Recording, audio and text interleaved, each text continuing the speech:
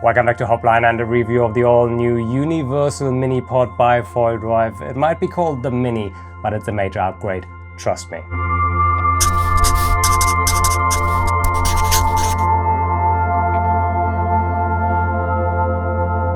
The Mini Pod has been my daily driver for a couple of months now, but before I get into a quick unboxing and my thoughts on the new features and riding characteristics, I want to quickly talk about something that came to my mind while I was doing this review, and this is what a long distance foiling and especially foil assist has gone over the last couple of years.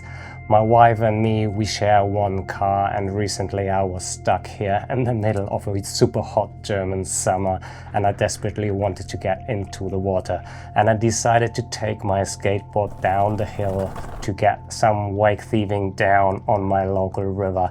I was on a tiny board, I was on tiny foils, not really sacrificing any performance. I had a blast, and I took my skateboard, 2 batteries and all the gear I needed for a 3-hour Wakethief session down to the beach, and that was quite amazing and quite unique, and I think it's an absolute epic time to be alive and to be a foiler.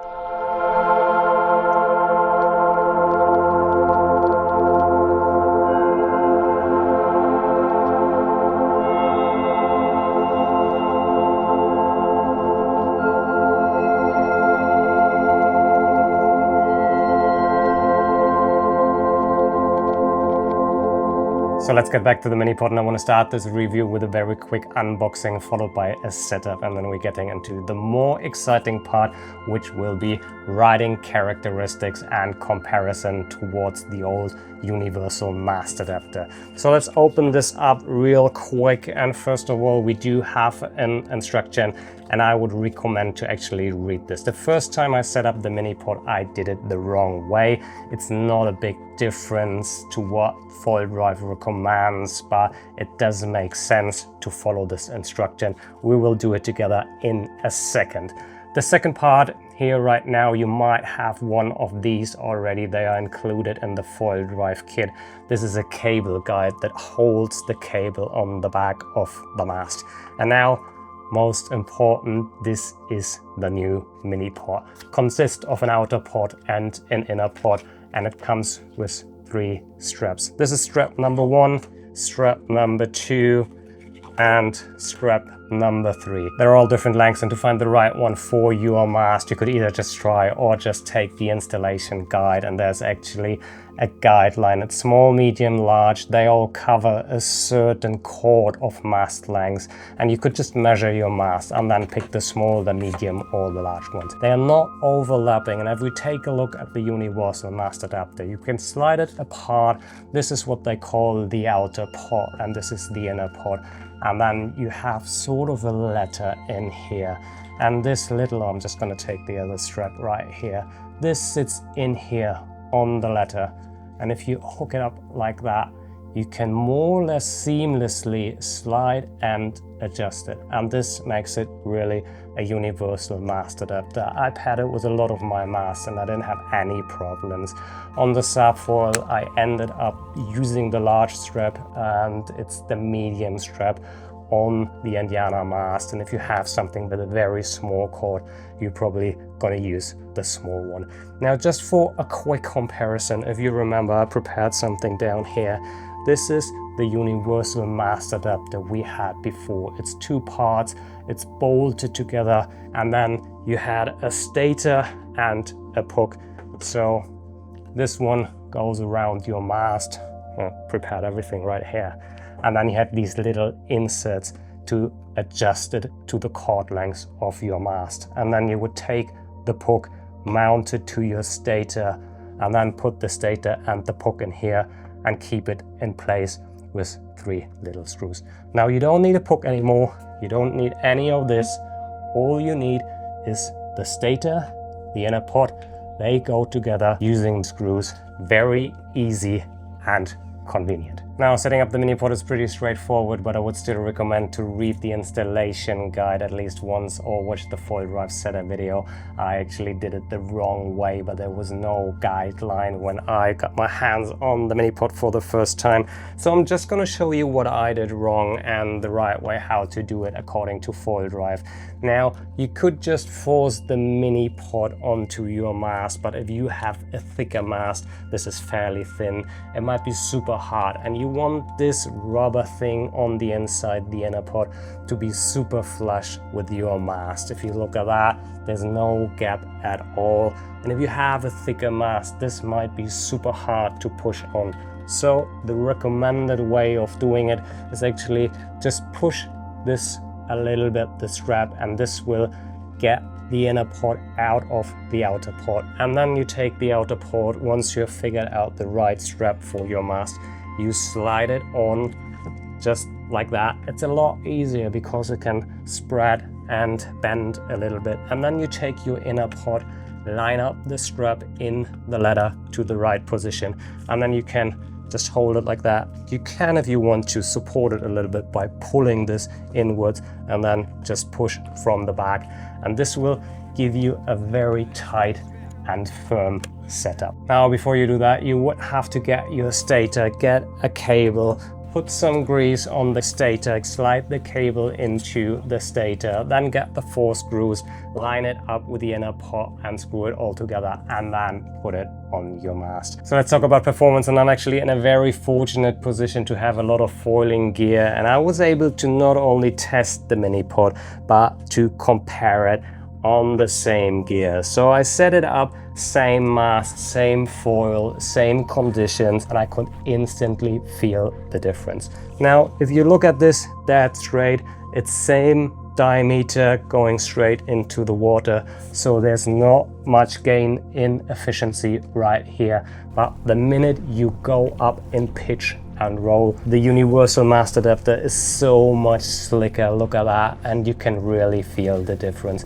I was actually surprised how much of a difference it really makes, especially if you're a prone foiling, if you're pumping like me, if you're stealing tanker waves and you're riding in an assist position where you're getting in and out of the water multiple times, not only for the pop-up, but maybe in tight turns, maybe you sort of underestimated the height of your mast and the pod is touching the water. And I could really feel how much slicker the mini pod behaves in dipping into the water and coming out of the water. And this really made a difference for me. If we look at this slow motion on some of my Wakethief sessions, I dropped down with the board on the water surface or was making a turn not high enough on the mast.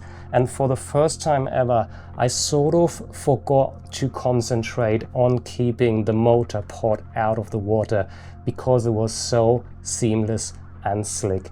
And this is my unbiased experience, and I tried to find a setup which I could really compare. So these ones were totally identical in terms of mast, in terms of foil, and I went out back to back, same conditions, same waves. And even if I was blindfolded, I could really tell the difference. Again, it's not a major upgrade in going straight, but the minute you move the foil in any direction, your roll or pitch, you can feel how free and seamless this is.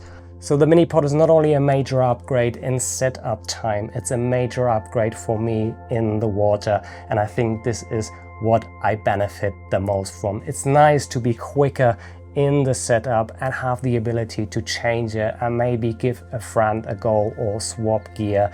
I think especially for people that do not have a dedicated foil drive mast. Like I said before, I'm in the fortunate position to have a lot of gear, and I think the universal mast adapter has been sitting on this mast for 2 or 3 years now. But because I do have a dedicated mast, I'm not constantly swapping or taking it off. But if you're wing foiling, if you're power winging, if you have some gear and you're only putting the foil drive on your mast for a temporary session, this really is a very nice upgrade. It's so much quicker. Once again, I'm going to show it to you.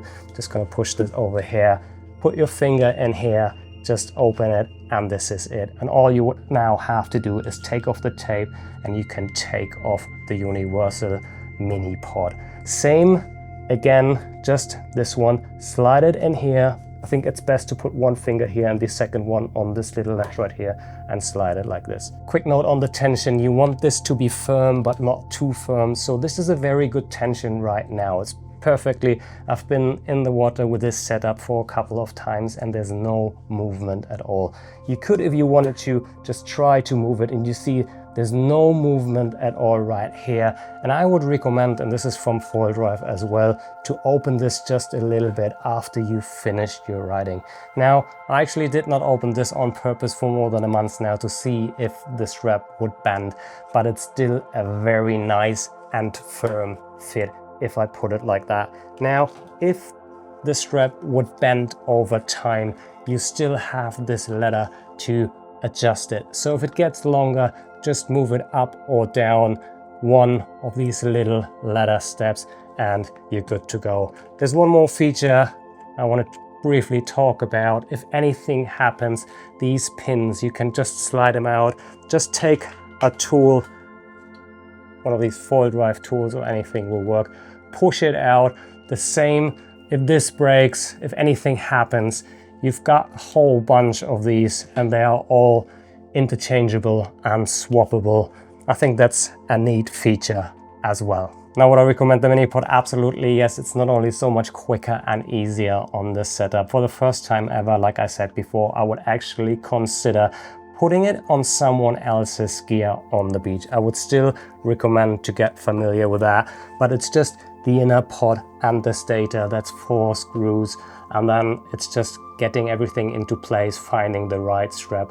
And once you know which strap you're taking and where it has to be placed in the ladder, it literally is a matter of seconds. What actually takes the most time is doing the tape job back here. At least do 1 or 2 little rounds of tape to hold the cable in place. Second, and this is more important for me, it gives me a boost in performance, and it's really noticeable. I can tell the difference, especially pumping and prone surfing. Going in and out of the water, it feels more seamless than ever before. And I'm not sacrificing on performance, pumping and riding waves. And I'm usually on a tiny board, I'm on a small front wing, usually on the slim, but I'm on a max for a reason right now, which we will find out tomorrow. But this really is a dream setup for me. It's roughly 8 kilograms in a foil assist that allows me to not only get into waves, but if I crash, and this is the difference between dog start and what I have here, it allows me to get back up and do the same wake over and over again. And this really pushed my learning curve incredibly high, and at the same time it doesn't feel like I'm sacrificing performance in any way, especially with the mini pod. Now there's 2 more questions I quickly want to talk about. The first one is, if you're buying a foil drive kit, the Slim, the Max or the Fusion, will it ship with a new universal mini pod?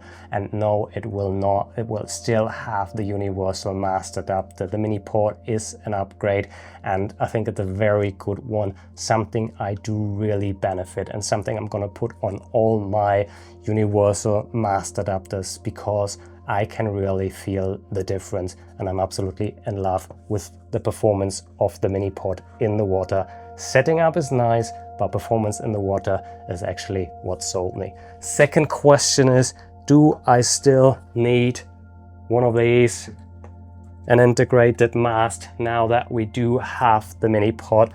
It looks very similar, but there's still a few differences. And if you're dialed in on your foil drive, if you know exactly what position you're riding the pod, I think the integrated mast still has a few advantages. The first one for me is these little holes you see right here, which allows me to connect the mast to the unit, making it able to lift it up even if I take out the screws. This is especially important for me on trench boards because it makes changing the battery a lot easier. Now you can drill a hole into your mast if you dare to. It's a little bit more tricky on carbon. Aluminium is quite easy, but for me this is a really nice feature. Second is the cable. On an integrated mast, for sure it's integrated, and if you're really spending a lot of time foil driving, the integrated mast I think is still the way to go to, and I'm honestly loving all my integrated mast. But on any brand that doesn't have an integrated mast yet, like Indiana, like Southfoil, maybe coming in the future, not telling anything, but this is very close. And like I said before, if I had to choose in between the universal mast adapter and the universal mini pod, it's 100% mini pod. And it's not only a minor upgrade, it's a major upgrade, something that really boosts my riding. So I think that's it for now. If you have questions, like always, use the comments and I'm trying to get back to you. Make sure to follow my channel. There's going to be a lot more videos on foil drive, on foiling gear, and a few tips and tricks on wing foiling, power winging, and foil driving, pumping in the future. Very much looking forward to see you back here on my channel. Take care.